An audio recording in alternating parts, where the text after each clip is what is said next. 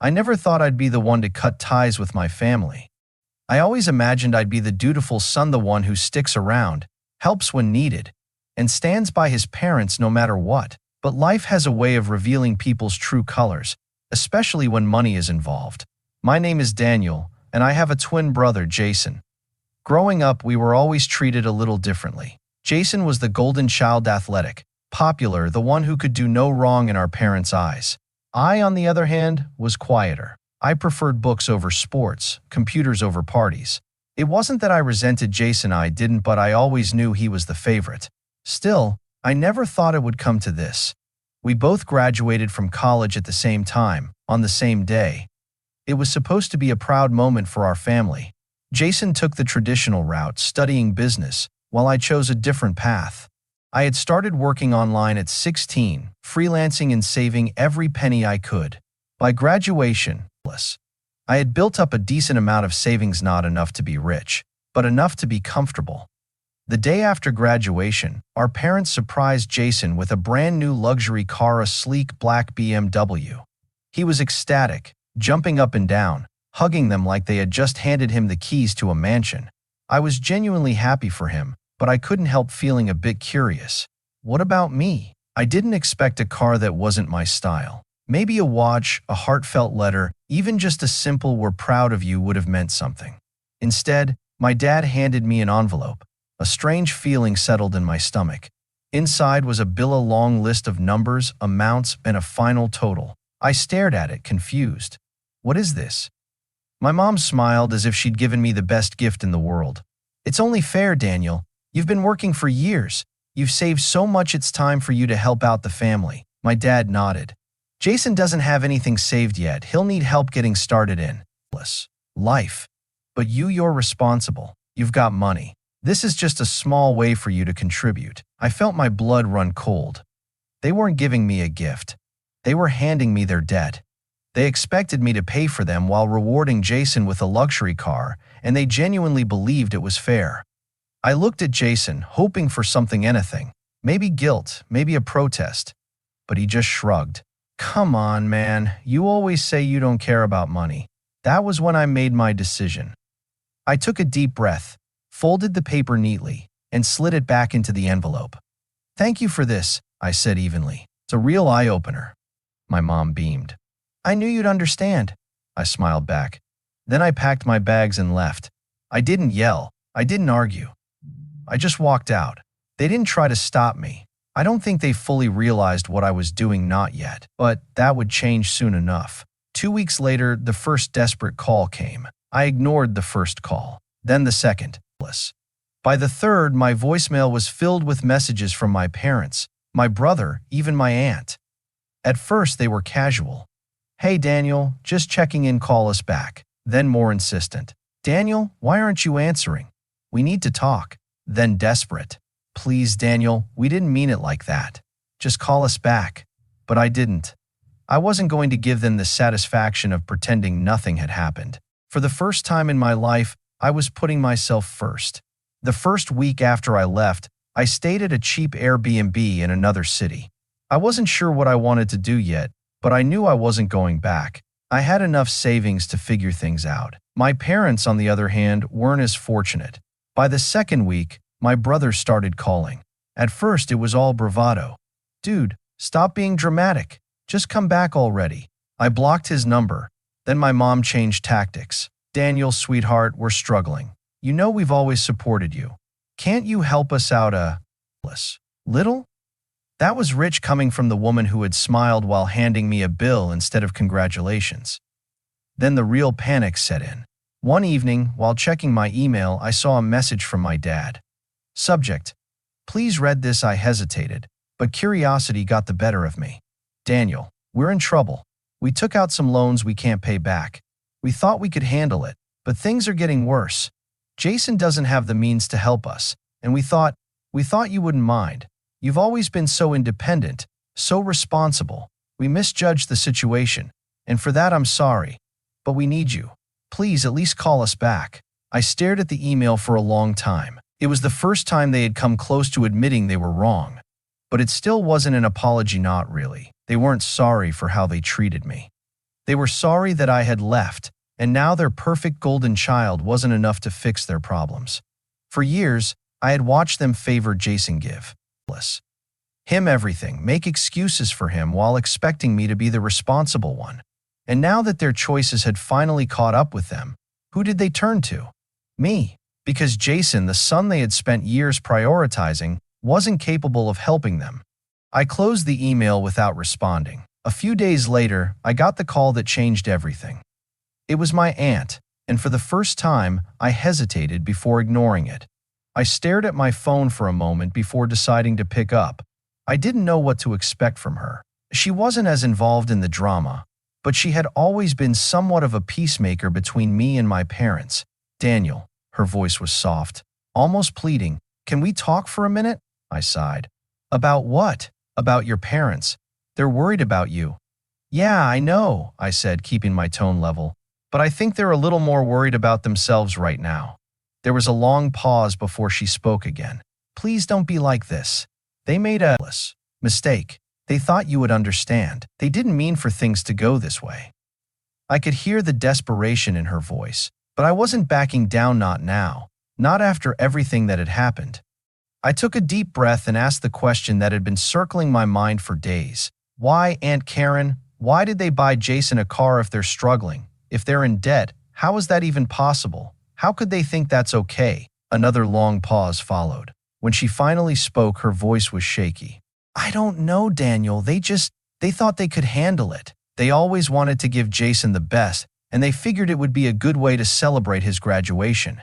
They never imagined you'd leave over it. I felt the weight of her words, but it didn't change anything. My parents had always put Jason first, given him whatever he wanted, and now they had crossed a line I couldn't ignore. And what about me? What did I get for graduating? I asked. A bill. A bill. For their debt. I couldn't keep the bitterness out of my voice. She was quiet for a moment before responding. They didn't know how to show you they were proud of you. Daniel, they thought you'd understand because you've always been the responsible one. But they were wrong, and they regret it. They really do. I shook my head, even though she couldn't see me. It's not about that. It's about respect. It's about how they've treated me all these years, how they've always put Jason on a pedestal and expected me to take care of everything else.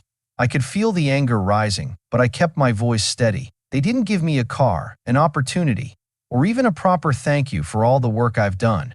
Instead, they gave me their problems, and now they want me to fix them. Aunt Karen was silent for a long time. Daniel, I think they're finally realizing they've messed up. They just don't know how to fix it. Please come home, let them make it up to you. I wasn't sure if I could. The emotional toll was too heavy. But something inside me softened, just a little. Maybe, I said, but they have to show me they're serious. This can't just be another excuse. If they really want to fix things, they need to prove it. Aunt Karen sighed in relief. Thank you, Daniel. I know this isn't easy. Before I could respond, she added, but there's something you should know. Jason called me too, and he's been asking if you'll come back. He's not as indifferent as you think. I frowned. Really? He's actually concerned? Yes, she said quietly. But it's more than that.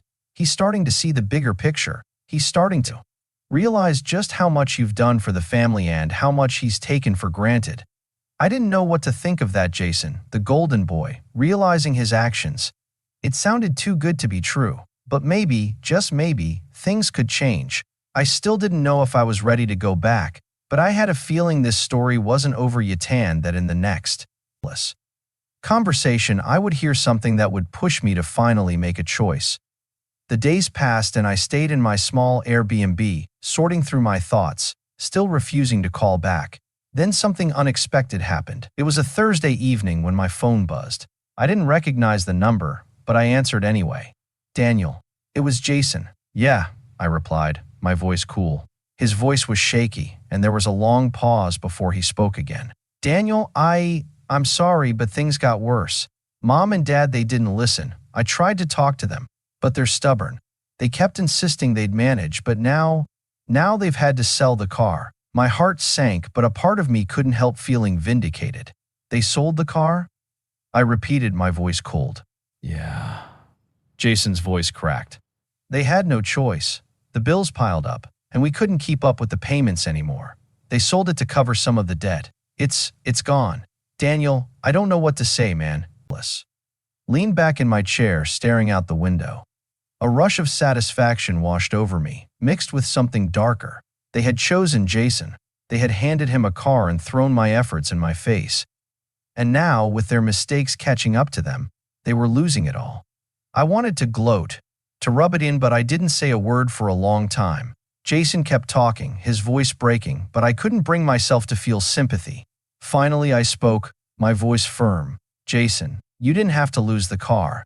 You should have known this would happen, that they wouldn't have the means to keep up. They always expect me to clean up their mess, but this time I wasn't there to pick up the pieces. Jason was silent. I warned them too, I continued, my words sharp now.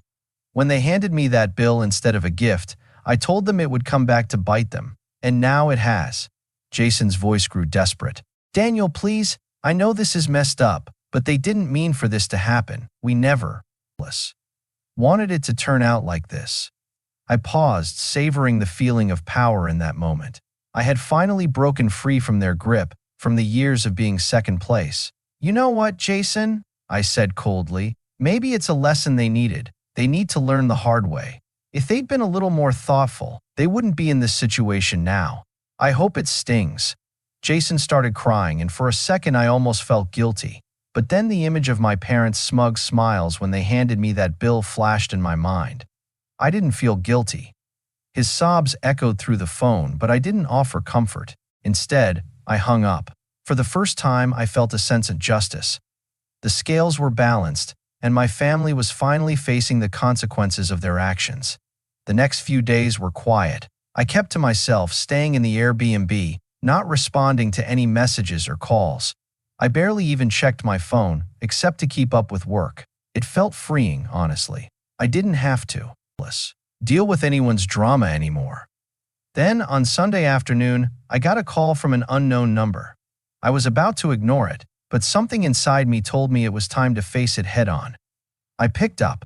Daniel. My mom's voice came through, shaky and desperate. Please, can you just hear us out?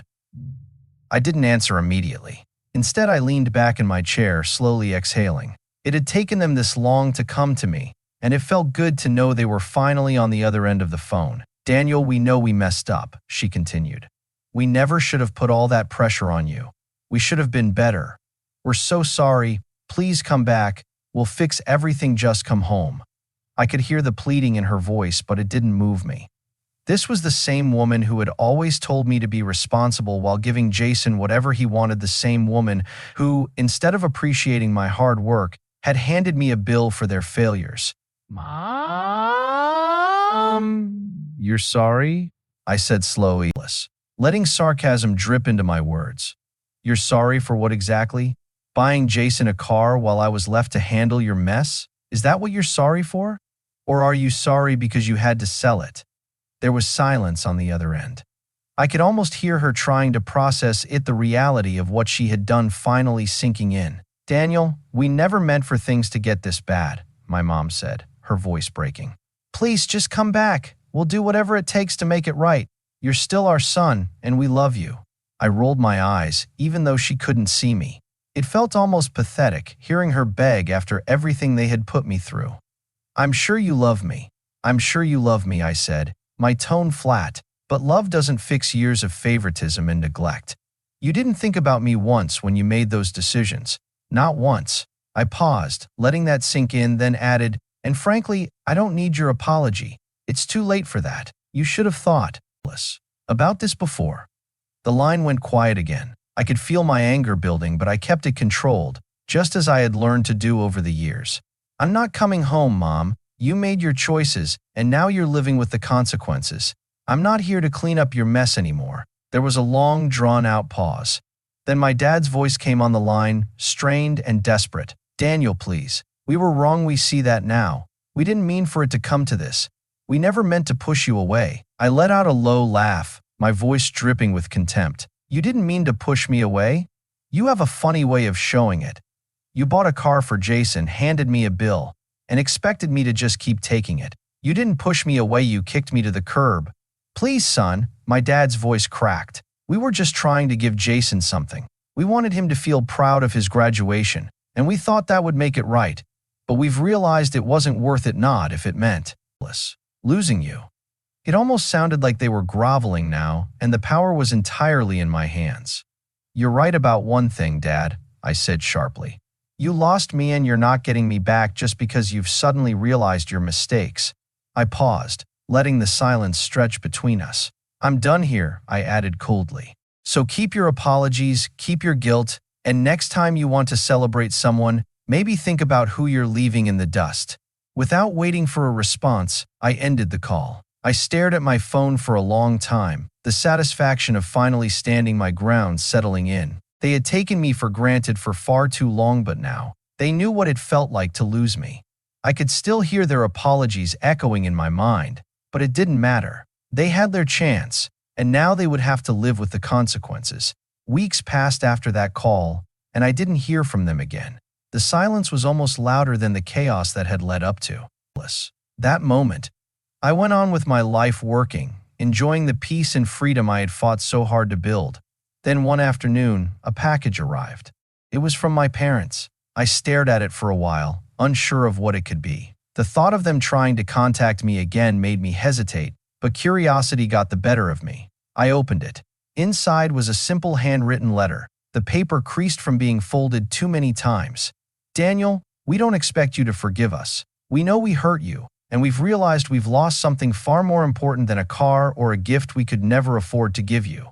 But we want you to know we're sorry, and we'll always love you even if you never come back. Please don't forget that." I read the letter twice, my eyes scanning the words, and felt nothing. It wasn't enough. Not even close.